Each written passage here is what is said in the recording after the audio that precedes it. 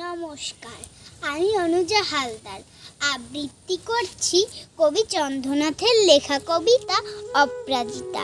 জানো মা, আমি না কবিতা লিখেছি, তোমরা পড়বে কি তা? মায়ের কাছে গিয়ে খাতা মিলে ধরে ছোট্ট অপরাজিতা। রাগী চোখ মিলে মা তাকে বলেন, মাথা কি খারাপ হলো? ছাইপাশ সব না করে বরং অঙ্কের খাতা খোলো।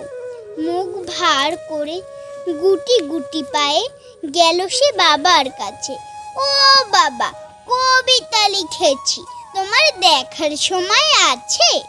মুখটি না তুলে বললেন বাবা, কবিতা লিখেছো বেশ, পড়ব তো বটে, আগে খবরের কাগজটা করি শেষ।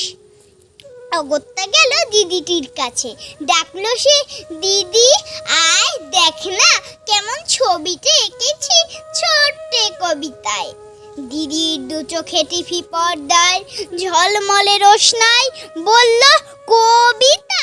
তুই লিখেছিস? কবিতা না, ওটা ছাই। অপরাজিতার চোখ ছল ছল, বুকে কান্নার ঢেউ। তার লেখাই প্রথম কবিতা, দেখলো না পড়ে কেউ।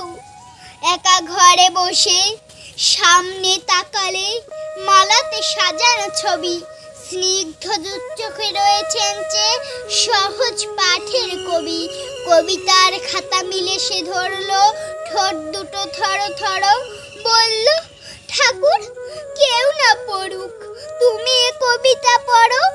কি জানি কি করে কি যে হয়ে গেল, এ কথার সাথে সাথে রবি ঠাকুরের মালা থেকে ফুল ঝরলো সে খাতাটাতে। মনে হলো সামনে দাঁড়িয়ে বুঝি রবীন্দ্রনাথ, মাথার উপর রাখলেন তার আদর মাখানো হাত। নমস্কার।